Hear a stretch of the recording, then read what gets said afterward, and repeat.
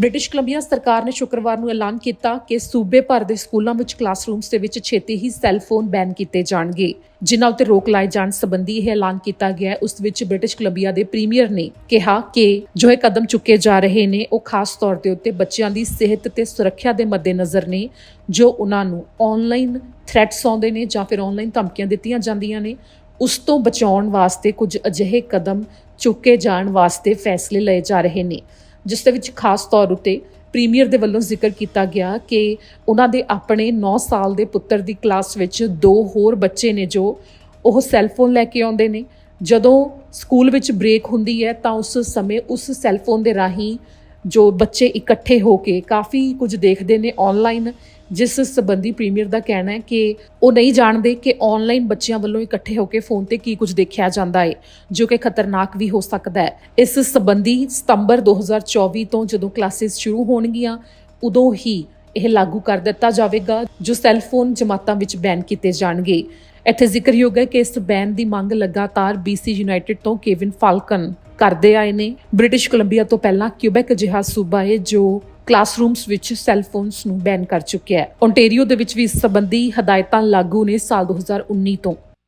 As a father of a 9-year-old, I can tell you that in grade 4, there are 2 kids with cell phones at school.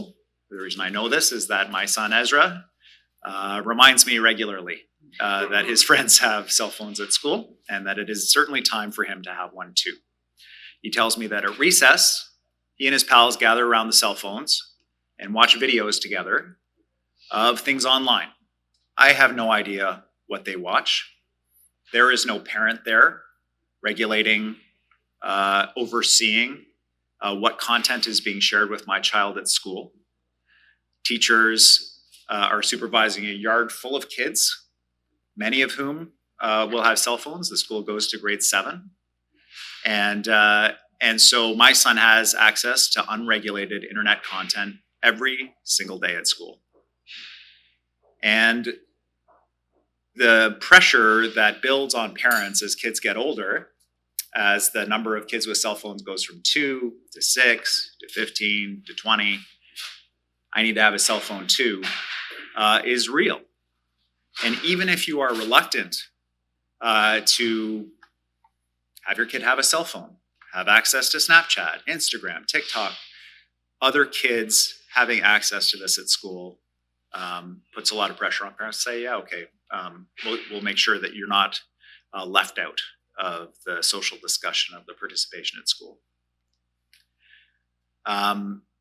It's hard on the classroom environment, you know. In addition to the unregulated content that kids can have access to at school, it disrupts the flow of the classroom and it interrupts kids while they're learning, making it difficult for them to get back to where they started. And even more troubling than any of this, the companies that run the apps that are on these phones, their interest is not in protecting our kids. Their interest is in keeping our kids online, engaged in their apps with ever more extreme content so that they can serve them ads so that they can make money for their shareholders. The impact and influence of all of these factors is bigger than any individual family can deal with on their own. Parents just cannot protect their kids in this kind of environment and ensure their success at school without support. And this is not an anxiety about technology generally.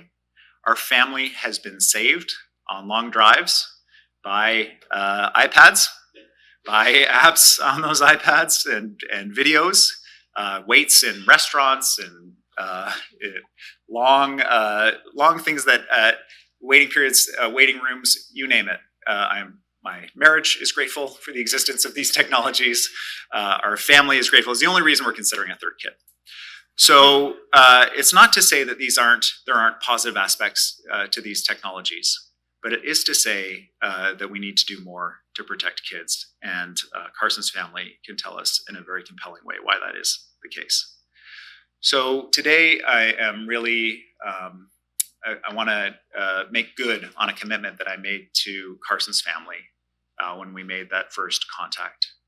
which is that Carson's death would not be in vain, that our government would step up to support the heroic work done by the Clelands to raise awareness about this issue, and we would find ways to support kids to make sure that that Carson leaves behind a legacy that will protect kids going into the future. There are three components to what we're announcing today about how we're making sure that kids are safer, how we're making life a little bit easier for parents to ensure their kids are safe.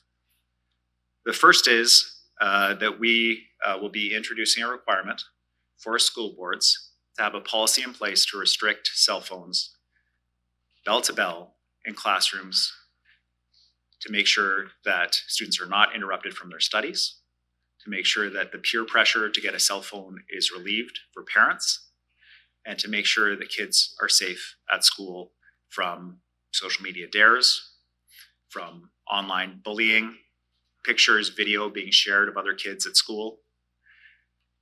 How this policy takes shape at each individual school board will be directed by the school boards and in partnership with teachers to make sure this is actually effective.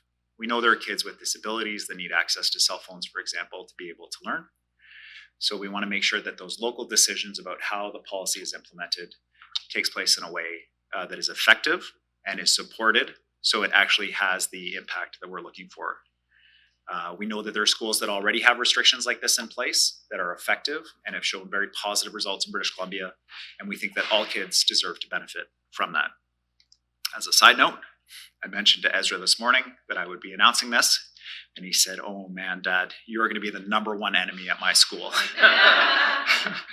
Which I've told the detail about that, the security detail that I have about that, about the rising threat. But I think also underlines how pervasive and significant the presence is of these phones at school and how integrated into the fabric of school life cell phones are already at a primary school that only goes as old as 12 years old.